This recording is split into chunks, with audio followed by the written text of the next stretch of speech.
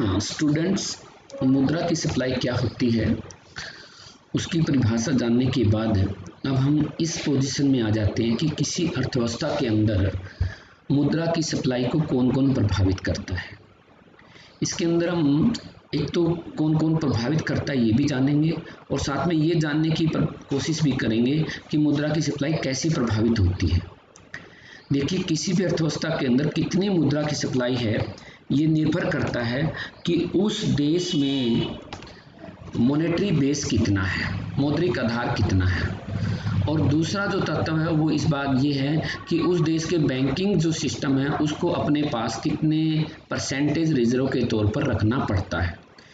जो banking system है चाहे वो हमारे देश का या अन्य देश का हो, उसको मुख्यतः 3 टाइप के रिजर्व अपने पास रखने पड़ते हैं। नंबर 1 है कैश रिजर्व रेशियो के रूप में। ये वो रिजर्व होता है जो अपनी मांग जमाओं का बैंकों को सेंट्रल बैंक के पास कैश के रूप में रखना होता है। दूसरा जो होता है वो SLR है, जैसे हमारे देश में स्टैट्यूटरी लिक्विडिटी रेशियो, तरलता अधिमान जो रेशियो है वो, जो बैंकों को अपने पास अपनी जमा का कुछ परसेंटेज तरल वस्तुएं जैसे कि मूल्यवान धातुएं हो जाती हैं, कैश हो जाता है या गवर्नमेंट की सिक्योरिटीज़ हैं, तो उनके रूप में क्या है अपने पास रखना पड़ता है। और तीसरा जो पार्ट होता है वो है एक्सेस रिजर्व, अतिरिक्त रिजर्व जो बैंक अपनी सहूलियत के लिए, ताकि उनको जरूरत पड़ने पर किसी से लोन ना लेना पड़े, वो भी अपने पास रखते हैं। तो ये 3 प्रकार के रिजर्व रखते हैं, लेकिन अभी हमने यहाँ पे एक ही रिजर्व की शो किया है, कैश रिजर्व रेशियो। दूसरा जो पार्ट जो हमने पहले पार्ट में दिखाया गया है वो है मॉनेटरी बेस का, मौद्रिक आधार का। मौद्रिक, किसी भी देश का जो मौद्रिक आधार है वो उसकी हाई पावर्ड मनी या रिजर्व मनी, जिसको उच्च शक्ति मुद्रा या रिजर्व मुद्रा के द्वारा दिखाया जाता है, के द्वारा प्रदर्शित होता है। जो हाई पावर्ड मनी है वो देश के अंदर कितने नोट्स छापे गए हैं, देश के अंदर कितनी करेंसी छापी गई है, उसका सम टोटल कहलाता है, उसका जोड़ कराता है।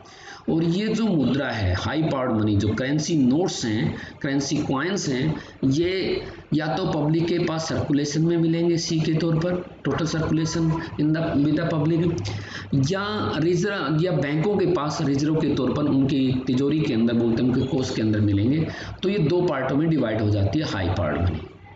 अब इतना जानने के बाद हम ये जानते हैं यहाँ पे कि कितना मौद्रिक जो आधार बढ़ाने के बाद देश के अंदर कितनी मुद्रा की सप्लाई होती है वो जानने की कोशिश करेंगे।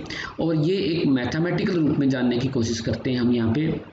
मान लीजिए कि किसी वक्त H मुद्रा हाई पावर्ड मनी है, total notes, total currency circulation, total reserve with the public का जो सम टोटल है वो H है, और इसके फलस्वरूप बैंकिंग के अंदर जो बल्कि पब्लिक इकोनॉमी के अंदर मुद्रा की जो सप्लाई है वो M गुना है। देखिए, अक्सर ये होता है कि अगर देश के अंदर 1000 रुपए के नोट छाप दिए जाते हैं तो पब्लिक जब 1000 रुपए के नोट बैंक में जमा करवाती है सपोज, तो बैंक अपनी पुरानी हिस्टोरिकल उससे जानकारी से पता होता है बैंकों को कि सभी पब्लिक अपना 100% वापस पैसा नहीं लेती है, वो 10 to 20% अपना पैसा कभी जरूरत पड़ने पर वापस लेते हैं, बाकी बैंकों के पास रिजर्व के तौर पर रहता है। तो इसलिए या मान लीजिए कि यदि पब्लिक 10% निकलवाती है तो बैंकों के पास 900 रुपये अतिरिक्त जो मनी है वो बैंकों के पास होगा। इस अतिरिक्त मनी को किसी अन्य व्यक्ति को उधार दे देती है बैंक, और उसको लोन देकर वो वहाँ से कमाई करती है इंटरेस्ट के रूप में बैंक, और ये लोन उस व्यक्ति का डिमांड डिपॉजिट क्रिएट हो जाता है जिसने लोन लिया है। तो 900 पहले 1000 रुपये का डिमांड डिपॉजिट हुआ, फिर 900 रुपये का हो जाता है।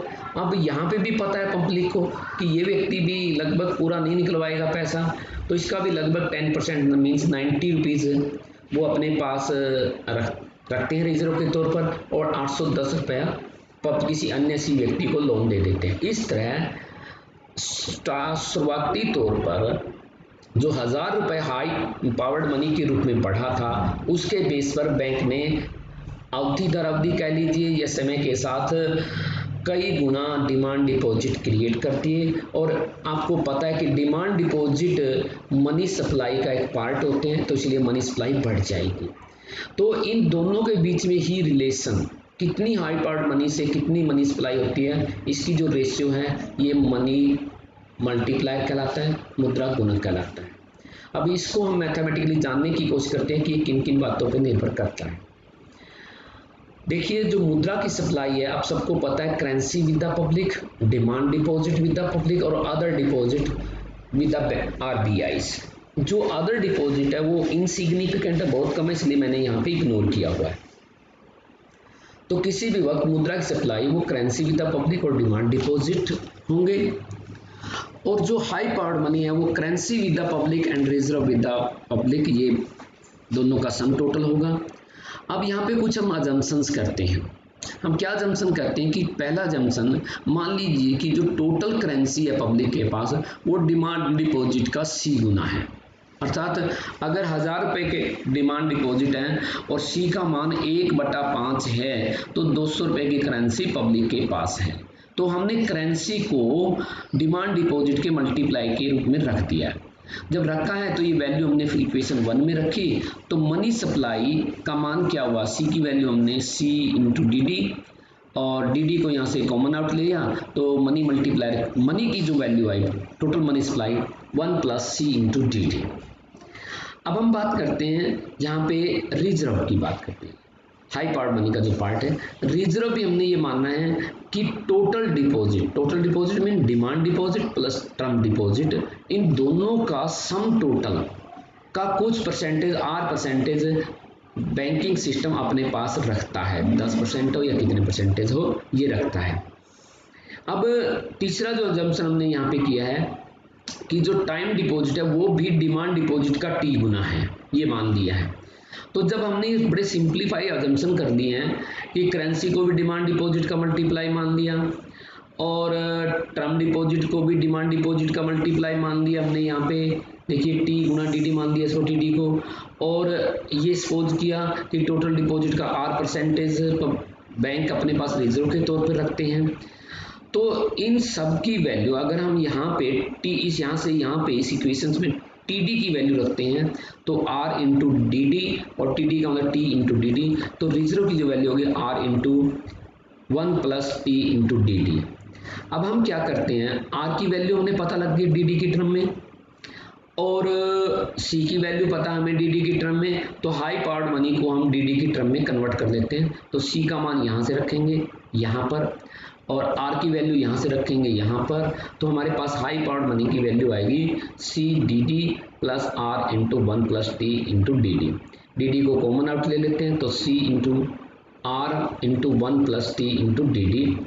हाई पावर्ड मनी की वैल्यू DD की टर्म में हो गई है और मनी सप्लाई की वैल्यू DD की टर्म में होती है, तो इन दोनों का मान हम इक्वेशन 1 में रख देते हैं। तो इक्वेशन 1 में M की मान यहाँ से रखते हैं, ये रखा हुआ है, और H का मान यहाँ से रखते हैं डिनोमिनेटर में, तो ये हो गया, तो DD कैंसिल आउट होगा। तो मनी जो मल्टीप्लायर का मान आया 1 plus C into C plus R into 1 plus T। तो जितना ज़्यादा देश में रिजर्व रेशियो होगी मनी मल्टीप्लायर का मान उतना ही कमज़ोर होगा। C की मान जितना ज़्यादा होगा, करेंसी अपने पास ज़्यादा रखेगी पब्लिक तो भी कमज़ोर होगा, टर्म डिपॉजिट के तौर पर ज़्यादा रखेगी तो भी कमज़ोर होगा। तो मनी मल्टीप्लायर ये। Thank you very much.